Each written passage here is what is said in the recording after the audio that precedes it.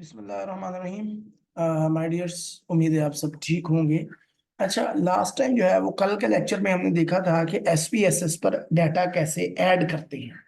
आपके पास सवालनामे होते हैं, आप सवालनामों को देखकर जो भी आपके पार्टिसिपेंट्स के रिस्पॉन्सेज होते हैं, आप उन रिस्पॉन्सेज पे जो भी ऑप्शन उन्होंने टिक किए हुए होते हैं वो आप सारे के सारे जो हैं वो आप इस पे जो है वो एसपीएसएस शीट पे डाल देते हैं। जिस तरह मैंने कल थोड़ा सा डिस्कस किया था, ये एक एसपीएसएस शीट मैंने जो है वो बताई थी कि ये पार्टिसिपेंट नंबर 1 है।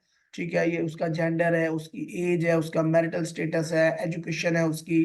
ठीक हो गया जी। उसके बाद इनकम जो है वो उसकी सपोज 25,000 रुपये है। इस तरह वो डिप्रेशन का ये था, तो डिप्रेशन के स्केल पे हमने जो स्कोर है वो डाला हुआ था। डिप्रेशन का पहला आइटम इतना स्कोर, दूसरे पे इतना, तीसरे पे इतना, एंड सो ऑन। तो इस तरह जो है वो हमने डिस्कस किया था चीजों को कि डाटा कैसे एंटर करते हैं। आज हमने बात करनी है कि एक्सेल शीट से कैसे डाटा जो है वो इंपोर्ट करते हैं एसपीएसएस पर।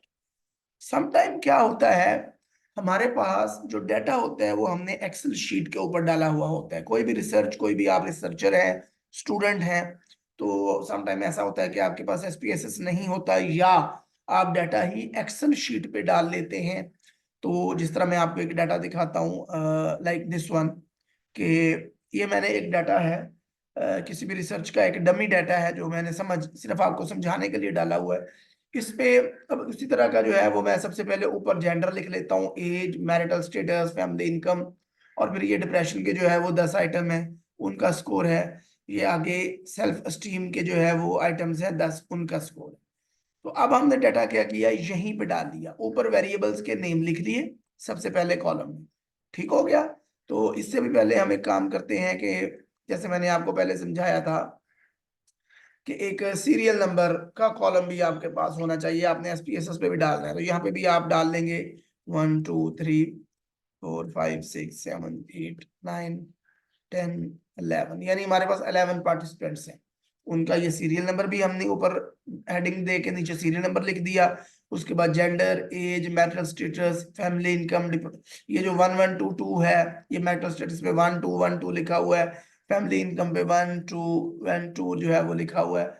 ये मैंने आपको कल बताया था, जेंडर पे 12 लिखा हुआ है, ये मैंने आपको कल बताया था पहले पिछले लेक्चर में। मैं उसका लिंक भी शेयर कर देता हूँ कि ये हमने कैसे लिखा हुआ है और क्यों लिखा हुआ है यहाँ पे। तो यहाँ पे मैं इसको डिस्कस नहीं करूंगा। यहाँ पे सिर्फ आज की वीडियो का मकसद ये है कि मैंने एक्सेल से डाटा एसपीएसएस पे कैसे लेके जाना है। तो ये हमारे पास एक फाइल पड़ी हुई है, dummy data for practice from excel to SPSS के नाम से। तो इसको आज हम देख लेते हैं। ये आपने डाटा डाल दिया, पहले आपको ये समझ आ गई कि आपने इसके पहले जो रॉ है उसमें वेरिएबल के नेम लिख लिए, और अगली जो रॉज है उसमें आपने डाटा डाल दिया। हम इसको बंद कर देते हैं।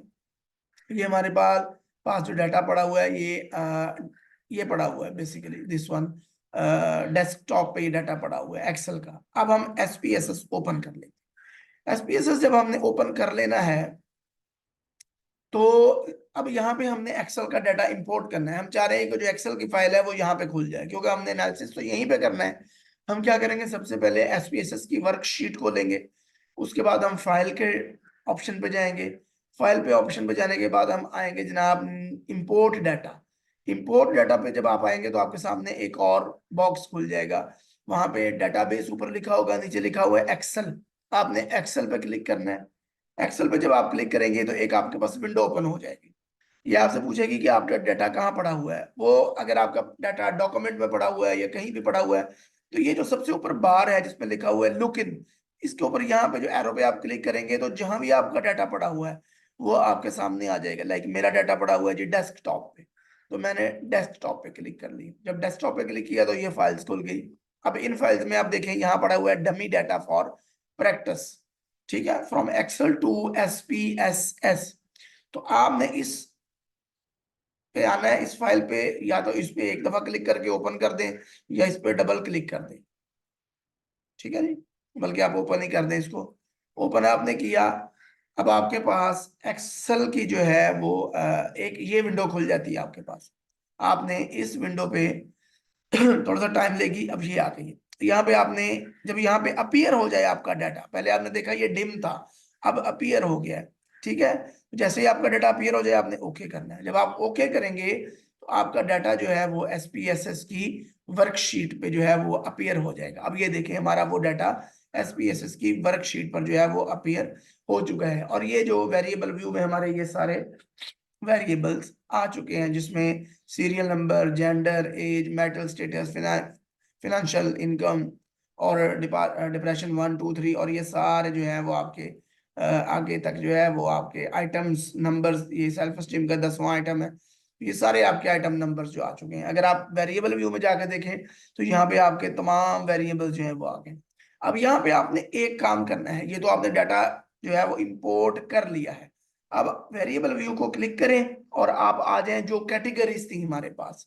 मसलन जेंडर की कैटेगरी थी, तो जेंडर के अगर आप क्लिक करते हैं इसमें सीधी रो में आ जाए, यहाँ पर लिखा है वैल्यूज। वैल्यूज पे आए, इन 3 डॉट्स इनको क्लिक करेंगे, 3 डॉट्स अपीयर होंगे। इन 3 डॉट पे क्लिक करेंगे तो ये एक बॉक्स खुल जाएगा। तो आपने जेंडर को वैल्यूज दे देनी, वैल्यू 1 फॉर मेल। ठीक है, आपने जो डाटा जिस हिसाब से डाला हुआ था कि आपने एक्सेल पे जो है वो मेल के लिए 1 डाला हुआ था, फीमेल के लिए 2 डाला हुआ था, तो अब यहाँ पे हमने उसको वैल्यूज दे देनी है। वैल्यू 2 हमने किसके लिए डाली थी? For female. ठीक है जी, तो ये हमारे पास, उसके बाद ऐड कर दिया और ओके कर दिया। अब हमारे पास ये आ गया। अगर आप इसको खोल के देखें तो आपको पता चल जाएगा कि मेल 1 के लिए था और 2 जो है वो फीमेल के लिए था। इसी तरह मैरिटल स्टेटस को अगर किया है, फैमिली इनकम के लिए भी आपको कैटेगराइज आपने किया है। मैरिटल स्टेटस का सपोज कर लेते हैं कि हमने यहाँ पे आगे क्लिक किया,